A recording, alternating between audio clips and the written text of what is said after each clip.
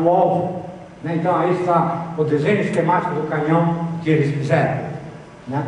E aí está o lançamento desse canhão, né? Eles atiraram e conseguiram acertar o alvo. Então esse canhão que o Leonardo tinha feito lá na Renascença é viável. Então com isso, isso é o episódio 54 dos Caçadores de Mito, né? Então aí está a dupla, que acho que quem assiste, né, essa dupla deve conhecê-los, e eles disseram: este teste mostrou que é possível construir um canhão a vapor com a tecnologia disponível no tempo do Leonardo. Em tributo a Leonardo, ou a Da Vinci, é um mito perigoso. Né? Como as primeiras versões, eles tentaram injetar vapor para dentro do canhão para disparar o canhão, mas não teve sucesso porque o vapor não tinha energia suficiente para lançar o projeto.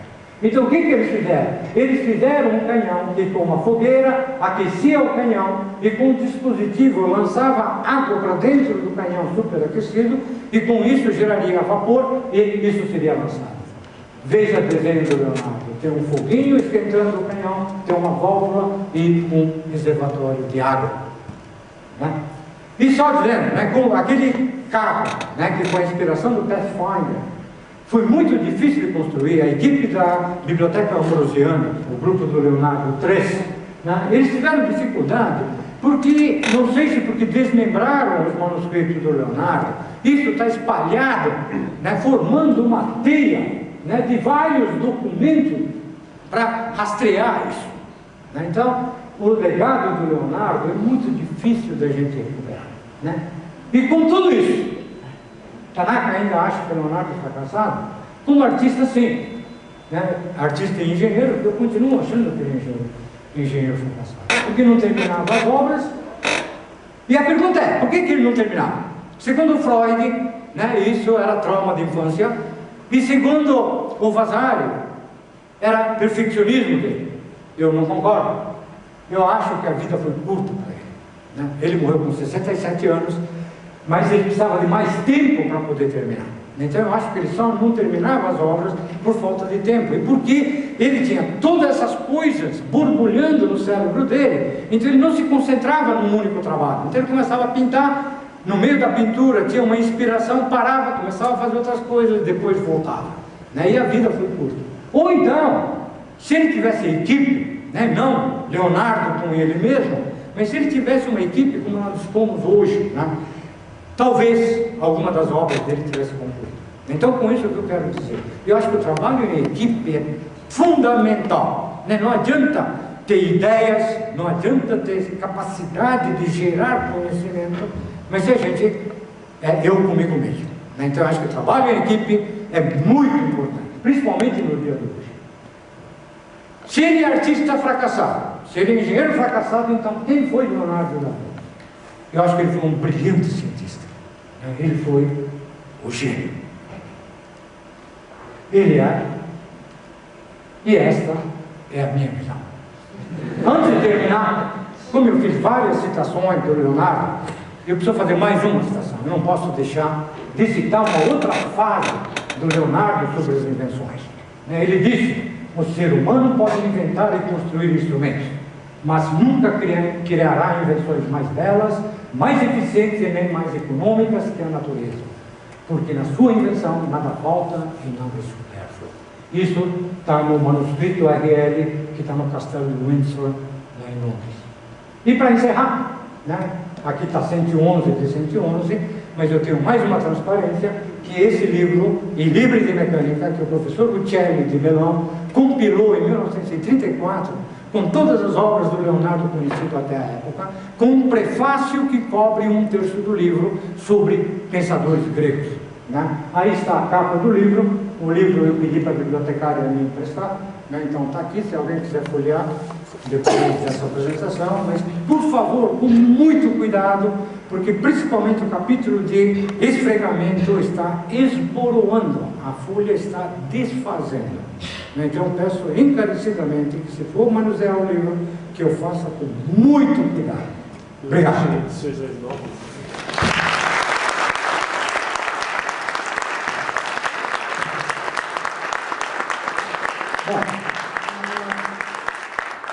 Eu sei muita coisa do Leonardo, obviamente, que eu não apresentei, mas se alguém tiver alguma curiosidade, e se eu souber, eu posso tirar.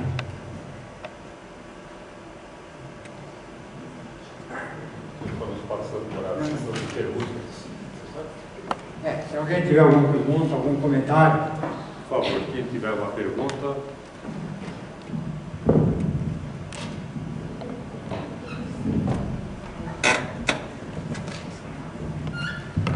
Não garanto que eu vou saber responder, hein? Afinal, sou engenheiro. Eu não tenho pergunta, eu só quero parabenizar. Obrigado. É a primeira palestra com conteúdo científico que eu me emociono.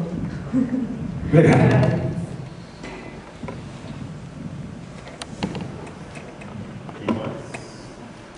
O meu medo era eu me emocionar também.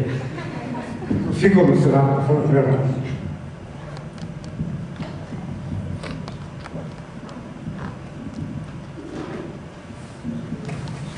Meus alunos estão proibidos de abrir a boca aqui.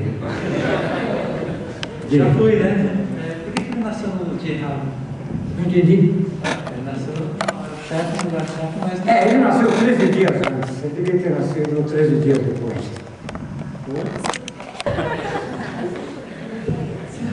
Sabe que é a primeira vez que eu me pergunto? Essa é a terceira apresentação que eu faço sobre o Leonardo. Mais alguma pergunta? Tem aqui. Uma curiosidade, eu li uma vez numa revista que o Leonardo fazia dissecção de cadáveres e por isso ele tinha que profanar túmulos. Não, ele recebia, ele tinha um coveiro que fornecia material para ele. Segundo as biografias que eu conheço. Mas parece que isso não era uma prática... Não era nada convencional, mas era, segundo os historiadores, era uma curiosidade que ele tinha. Ele começou exatamente dissecando para ver a musculatura, né? E aí tem uma controvérsia, alguns dizem que era para ele estava preocupado em fazer uma estátua do pai do Vico, e seria a maior estátua equestre do mundo, e para isso ele imaginava o cavalo numa certa posição, que ele não conseguia imaginar como é que o cavalo ficaria nessa posição, né? Mas existe uma outra versão que ele estava preocupado em transportar as máquinas de guerra e que o cavalo tinha que ficar em certas posições para poder fazer força para puxar as armas dele, e ele queria saber se era possível, com a musculatura que tinha, fazer esse movimento, né? Então existem essas duas versões. Saber se as duas são verdadeiras ou não é meio difícil hoje,